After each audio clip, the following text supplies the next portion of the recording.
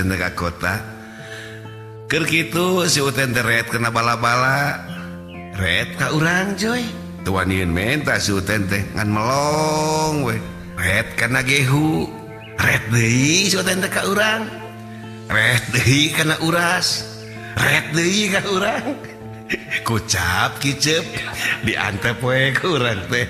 Padahal urang surti pisan si Uten teh hayang bala-bala jeung uras. Sabarahaan nyata gehu bala-bala. Duh, mun Uten aya milik darek meuli si Uten ngomongna teh. Eta keur modal kira-kira mahi mun dipesirkeun gorengan ayeuna tukang dagang ngaleret ke urang tuluy seuri. Terus urang teh ngomong atuh ka tukang dagang, "Bu, punten pisan pun alo mah bawel. Tong sok ngera-ngera. Bu, untuk kitu katang Uten mah kapukul kan kado cita-cita sebagai pemuda paling jujur." "Bu, punten pisan, Bu. Maklum ti gunung. Kamana karep wae nyariosna. Teu sawios teh ti manten. Abdi ti gunung." "Oh, sanes ti gunung atuh lamanya di gunung da lemur. Di lemur, Bu." Cek si Uten tah eta euy. Muh surang gunung teh. "Ieu saha?" Eta pun alo salarasna mah. "Bu, abdi mah sanes alo. Uten, Bu, abdi mah nami abdi Uten." "Nya. Namina mah Uten, namun pun alo. Uten emang nyaho teh alo?" "Henteu, alo teh keponakan." "Oh, semun nami abdi Uten sebagai keponakan, Bu." Si Uten bari ngomong euy. "Nya ucu, sok atuh keur ngaleut." "Ditawaran, Ih, maneh mah?" "Bieu, ditawaran ku si ibu itu. Bu ngaleut nya, Bu." "Mun sok ucu ngaleut." "Uten aku kudu mayar." Eta kira-kirana 8.000 urang mun beli bala-bala ya sesana moal keur modal. "Aya atuh Ten, ngan tong sok herakeun kitu." "Uten ngerakeun naon, Heuh, maneh tong cicileuweungan we. Bibirna ngajedog hayang dilakban kawas ku Mang Acep ku bapa maneh." "Meni sateka itu ka Uten." "Bu, Uten punten bawelnya, Bu." "Bu, Uten mah ka kota teh gara-gara ku si bapa diudag-udag dina luhureun galangan jukut." "Uten ai maneh nahanya?" "Bu, pamisyom Deni mah gara-gara gadekeun motor." Astagfirullahaladzim Uten. Uten sungut maneh.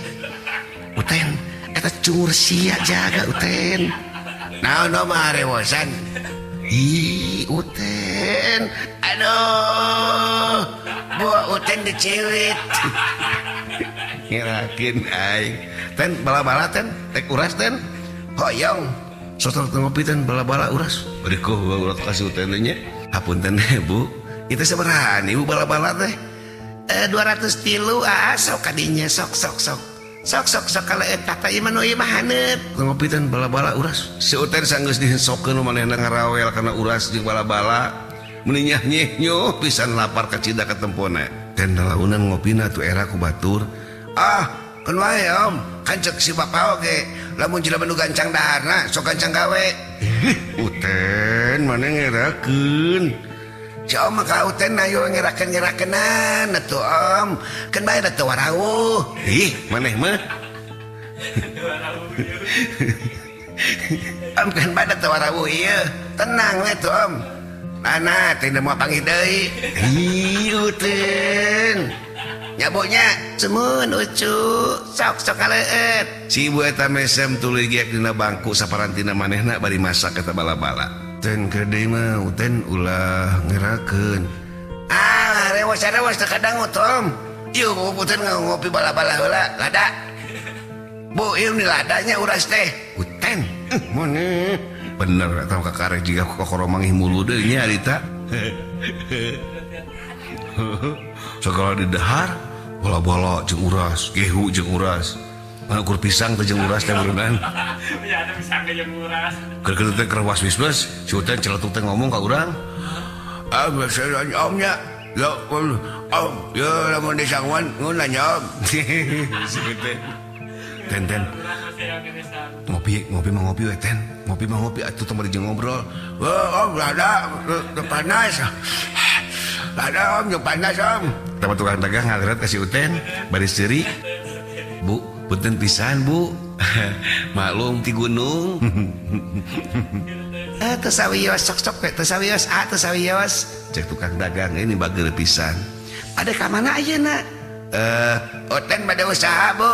Si Uten dan emalan di kajauhan. Biasa we bade milarian pengalaman bu. Bade jan diteruskeun deui ngopi adita teh. Teu kacatur urang ngopi dina waktu eta bari ngobrol jeung tukang dagang, kalayan ngobrol jeung si Uten. Gunem catur urang di tukang bala-bala eta kadangu pisan ti kaanggangan, sora anu ada niraos pisan. Geus kitu urang tuluy nanyakeun ka tukang bala-bala, "Bu, itu anu adanya di masjid paling mana?" "Oh, itu tidak mamengkol sakadik Masjid Agung Bandung." "Oh, Masjid Agung Bandung." "Den, Masjid Agung Bandung, Den." "Om, Masjid Agung nu enak kalian nerima Uten." "Heeh." "Oh, ayo ngadinya tuh, Om." "Teu meunang paman mah kotor bajuna." "Beuh, pami ka Masjid Agung acuk kotor tiasa, Bu." Si ibu eta tengah jawab, malah seuri we hungkul mahenan teh. Geus kitu tuluy dihitung, si Uten paling loba jajanna teh. Uras 3, bala-bala 3, gehu 3, pisang 3. Ten, Uten 800-eun diten jajan teh ten. "Uten 800, Om. Kan wae tuh Om sing ikhlas sugan we aya milik nu teu disangka-sangka." Si Uten teh jeung melong ka urang. Om, si ibu tadi melong-melong wae Uten basa eut. "Bu, sabarahaeun naik cai?" Si ibu teh mesem seuri. "Tekedah, asep tekedah wios, tekedah sok-sok we." "Bu, pami anjing eut di dieu wios, Bu." "Nya sok teu naon ka dieu we hoyong eut mah." Cek si ibu eta bari mesem. Geus kitu urang teh pamitan ti nu dagang, tuluy ngaleos urang jeung si Uten dek nuju ka Masjid Agung Bandung. "Om, urang ayeuna ka mana Om tujuan?" "Urang salat heula Uten." "Uten mah kalotor atuh Om. Bedaku salat dalam keadaan kotor bukan juga meureun satu-satunya pemuda yang paling jujur." Bae tok salat maneh mah di luar nangguan. Om rek salat antepkeun teh dituntun. Gede ke orang teh lempang teh kaharepkeun. Rada rusuh mah teh nya, rada culang-cilung mah teh sakali tingali. Pas di sisi jalan teh anu ngariung. "Punten, dipuntenan ku si Uten teh hiji-hiji." "Den, di dieu mah tong dipuntenan kan bae. Rangku we hungkul."